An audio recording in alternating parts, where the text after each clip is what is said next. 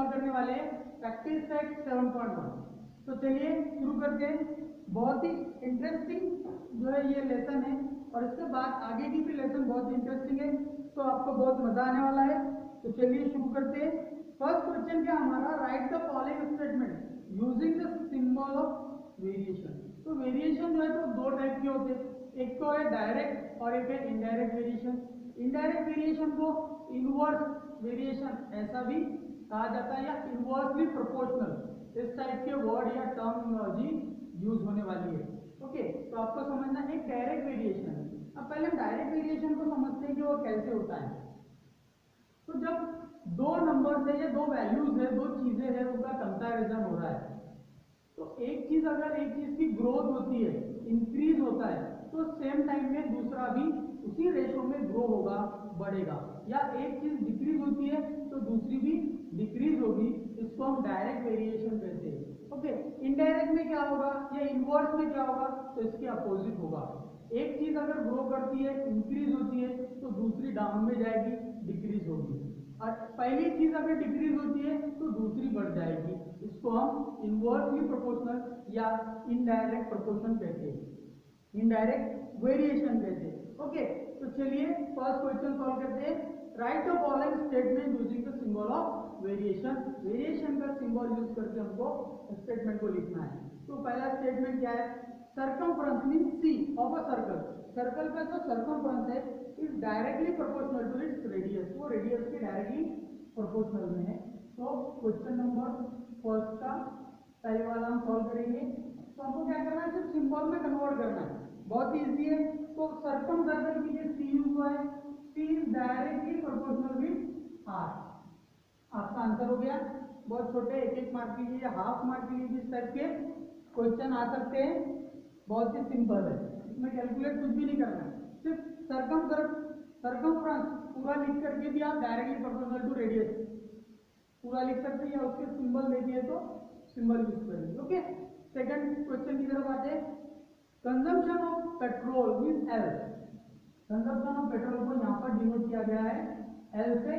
तो एल क्या है, L in a car and distance travel by that car D R direct variation. कैसे variation में हो, डायरेक्टली प्रोपोर्शनल है, इसलिए L is directly proportional with D.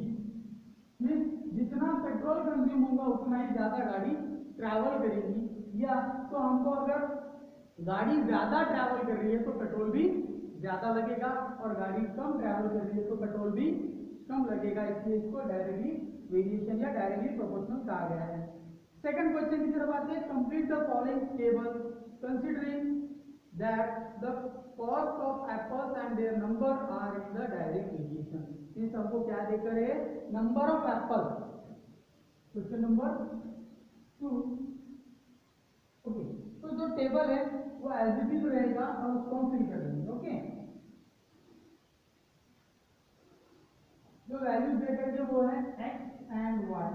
Means x क्या है, यहाँ पर x है number of Apple and y क्या है, कॉस्ट ऑफ एप्पल। मींस उसकी कॉस्ट, मींस एक एप्पल है तो उसकी कॉस्ट है 8 रुपीज, 4 एप्पल है तो 32 है।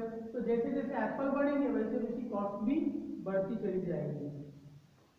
तो 1 एप्पल की कॉस्ट है 8 रुपीज, 4 एप्पल की है 32 रुपीज। देन कितने एप्पल की कॉस्ट होगी, 56 रुपीज, ये हमको देखना है। देन 12 एप्पल की कॉस्ट क्या होगी वो हमको फाइंड करना है। और लास्ट में हमको 160 एप्पल के लिए कितने रुपीज पे करना पड़ेगा वो लिखना है। तो जो गिवन है उस पर पहले फोकस करते हैं कि x is directly proportional with y। x और y कैसे, डायरेक्टली प्रोपोर्शनल। ये नंबर ऑफ एप्पल है और ये कॉस्ट। अगर नंबर ऑफ एप्पल बढ़ेगी, ज्यादा एप्पल लेंगे तो उसके लिए आपको ज्यादा पैसे देना पड़ेगा। अगर कोई कम एप्पल खरीदेगा तो वो पैसे भी एब्सोल्युटली कम ही देगा। ओके, तो जो वैल्यूज है इसके अंदर क्या होता है कि अगर दो नंबर या दो वैल्यू, दो ऑब्जेक्ट डायरेक्टली प्रोपोर्शनल में है तो इनका रेशो हमेशा कांस्टेंट आएगा। क्या आएगा, रेशो कांस्टेंट। कब, जब डायरेक्टली प्रोपोर्शनल में है तब, और अगर इनवर्सली प्रोपोर्शनल में है तो उनका प्रोडक्ट कांस्टेंट होता है। ठीक है, तो इनका रेशो कैसे आएगा, हमेशा कांस्टेंट आएगा। तो फर्स्ट टाइम क्या है, 1/8 है, तो ये 1/8 भी किसके इक्वल रहेगा, कांस्टेंट रहेगा। सेकंड वन क्या बनेगा, 4/32, 4/32 ये भी कैसे रहेगा, कांस्टेंट रहेगा। अब यहाँ पर हम क्या ले लेंगे, x1 और इधर x2 और इसको नाम दे देंगे हम y1। तो अब क्या होगा, नेक्स्ट स्टेप में x1 का और 56 इसका रेशो भी कांस्टेंट रहेगा, 12 का और y1 का रेशो भी कांस्टेंट रहेगा, और x2 का और 160 का रेशो भी कांस्टेंट रहेगा। ठीक है, तो ये पूरा एक साथ अगर नहीं लिखते हुए हम यहाँ से जो स्टार्ट करें, इसको सॉल्व किए फिर दूसरा लिखिए, लेकिन मैंने पूरा एक साथ लिख लिया, आपको समझ लीजिए कि हमेशा क्या है, इनका रेशो कैसे आएगा, कांस्टेंट आएगा। इन दोनों का, हर दोनों वैल्यूज का रेशो कांस्टेंट रहेगा, क्योंकि ये डायरेक्टली प्रोपोर्शनल में है इसलिए। अब देखो 1/8 इक्वल है k के, और हमको x1 फाइंड करना है, तो x1/56 ये भी k के इक्वल है, ये भी k के इक्वल है और ये भी k के इक्वल है, ये भी कांस्टेंट है, ये भी कांस्टेंट है, दोनों की वैल्यू सेम आने वाली है। देयरफॉर क्या हो जाएगा, x/56 की इक्वल हो जाएगा 1/8 के। चाहे तो हम इसको इक्वेशन नंबर फर्स्ट और इसको इक्वेशन नंबर सेकंड दे सकते हैं। हम लिख लेंगे bye equation first and second. Okay, ठीक है, बहुत ही सिंपल है। क्या है, इनका रेशो कांस्टेंट है, तो ये दोनों का रेशो जितना आएगा, इन दोनों का रेशो भी उतना ही रहेगा, इनका भी रेशो उतना ही रहेगा। देखो 4/32 है, दोनों डिविजिबल है 4 से, 4 1 दा 4 8 दा, तो फिर 1/8 आया रेशो। इसका भी 1/8 है, इनका भी 1/8 ही आएगा, इसका भी 1/8 आएगा और इसका भी 1/8, सबका रेशो उतना ही आएगा। इनका रेशो कांस्टेंट है। अब सॉल्व करना है, तो ये x को इधर ही रखो, 56 को इधर लेके जाओ, 56 यहाँ आके 1 को मल्टीप्लाई करेगा, 56 1 दा 56/8, तो x1 इक्वल टू क्या होगा, 8 1 दा 8 7 दा 8 7 दा 56, तो x1 की वैल्यू कितनी आ गई, 7, तो यहाँ पर 7 है, देखो 7 है और ये 56 है, तो 7 एप्पल का जो प्राइस हमको पे करना पड़ेगा वो 56 रुपीज होगा, या 56 रुपी में किसी भी पर्सन को 7 एप्पल मिलेंगे। अब y1 निकालेंगे, फिर उनका रेशो क्या रहेगा, 12/y1, ये इक्वल आएगा 1/8 के।